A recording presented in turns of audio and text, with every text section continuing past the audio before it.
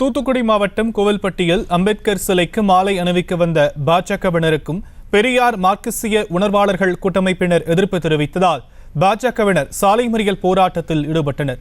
விவரங்களை நம்முடைய செய்தியாளர் முத்துராமனிடம் கேட்கலாம். முத்துராமன், முழு விவரங்கள். வணக்கம் சாம்.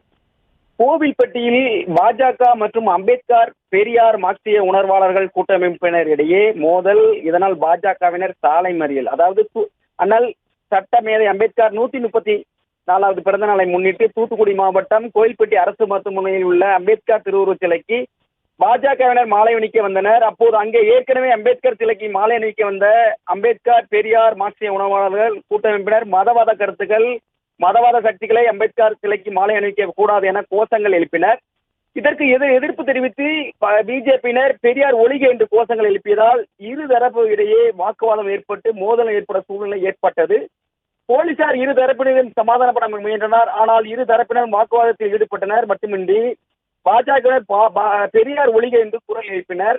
அம்பேத்கர் மார்க்சிய உணர்வாளர்கள் மற்றும் கூட்டமைப்பினர் பெரியார் வாழ்க என்று குரல் எழுப்பினர். இதற்கிடையில் அம்பேத்கர் பெரியார் மார்க்சிய உணர்வாளர்கள் கூட்டமைப்பினர் அம்பேத்கர் சிலைக்கு மாலை அணிக்க அனுமதித்தனர். ஆனால் மாலை அணித்த பின்னர் சிலையிலிருந்து கீழே இறங்காமல் தொடர்ந்து கோஷங்கள் எழுப்பியதால் ஆத்திரமடைந்த பிஜேபியினர் சாலை மறியல் போராட்டத்தில் ஈடுபட்டனர்.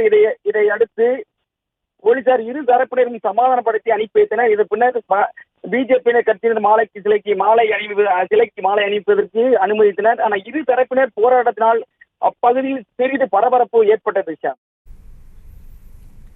விவரங்களுக்கு நன்றி முத்துராமன். செய்திகளை உடனுக்குடனும் துல்லியமாகவும் தெரிந்து கொள்ள சப்ஸ்கிரைப் பண்ணுங்க.